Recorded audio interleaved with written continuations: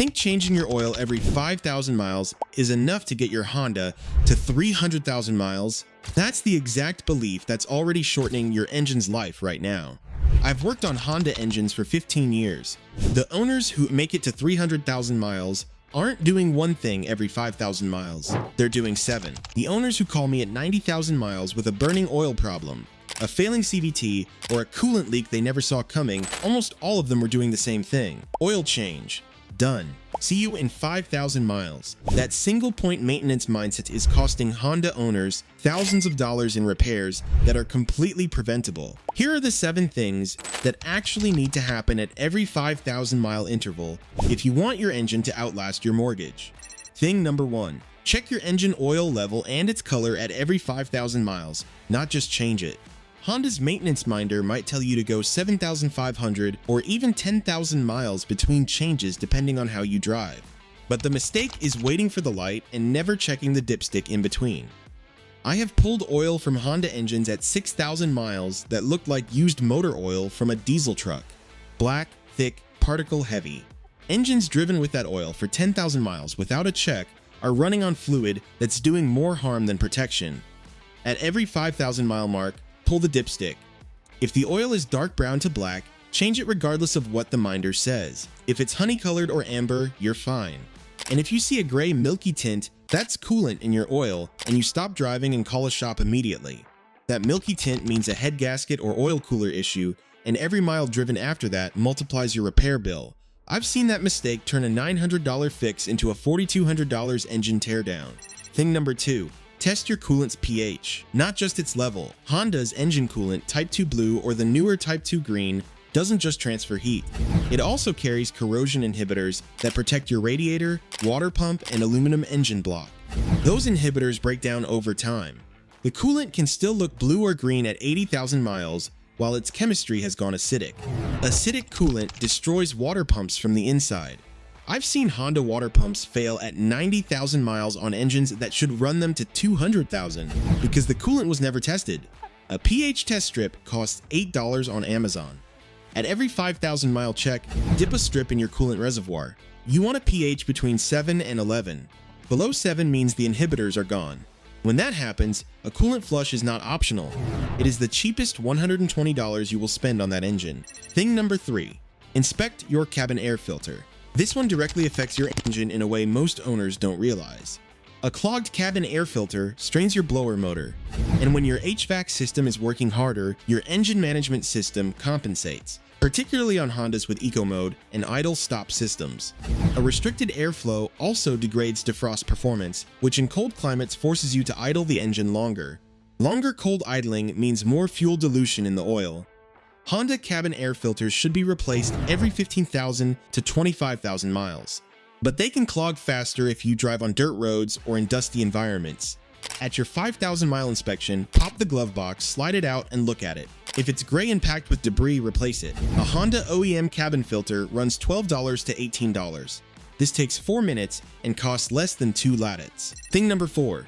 Check your tire pressure and rotate pattern at every 5,000 miles. Honda recommends tire rotation every 7,500 miles, but most owners only rotate when they remember, which means every 15,000 to 20,000 miles. Uneven wear on a Honda's front tires, especially on a front-wheel drive Civic or Accord, can shorten tire life by 30 to 40%. At $180 per tire, premature replacement from uneven wear costs owners hundreds of dollars they don't need to spend. More importantly, tire pressure on a Honda directly affects fuel economy and, on models with electronic stability control, can trigger false ESC corrections under braking. At every 5,000 mile check, inflate all 4 tires to the door jamb spec, not the tire sidewall number. The door jamb spec is what Honda's engineers tuned the suspension around. A $15 quality tire gauge is one of the cheapest longevity tools you can own. Thing number 5. Check your brake fluid moisture content. Brake fluid is hygroscopic. It absorbs moisture from the air every single day your Honda is parked. As moisture content climbs, typically over 3%, your brake fluid's boiling point drops.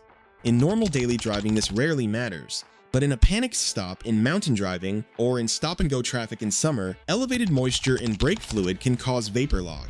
That means a soft, spongy pedal exactly when you need maximum braking force. Honda recommends brake fluid replacement every 3 years regardless of mileage. But at every 5,000-mile service, a brake fluid test strip, $10 for a pack of 25, tells you the moisture level instantly. If it reads above 3%, schedule a brake fluid flush. I've seen this prevent brake fade incidents in customers who tow with Honda Pilots and Ridgelines. It's a $70 service that protects a $35,000 vehicle.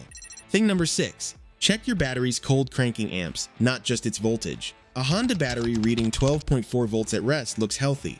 A battery load tested at 60% of its rated cold cranking amps is failing, silently, until the morning you turn the key and get nothing.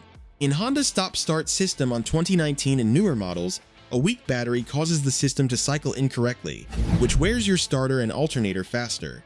At every 5,000-mile mark, ask any auto parts store to do a free battery load test. They take 4 minutes. A failing battery found at 60% capacity costs $120 to replace.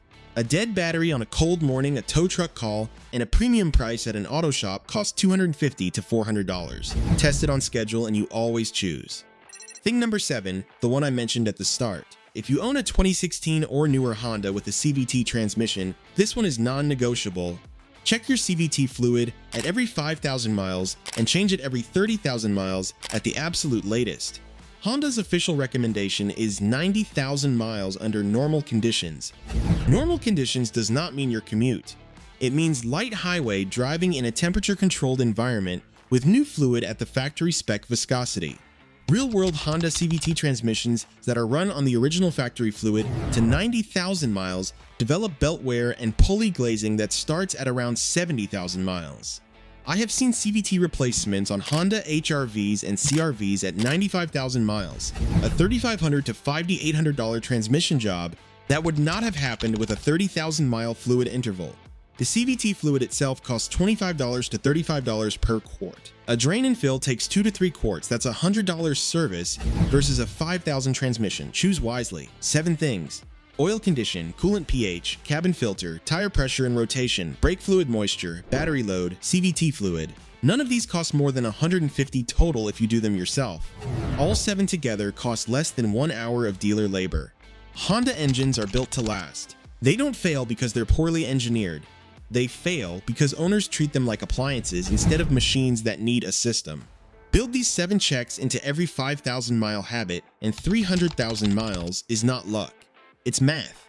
If this helped you, hit the like button and drop your Honda model and current mileage in the comments below. I read everyone, and I want to know how far you're going to push yours.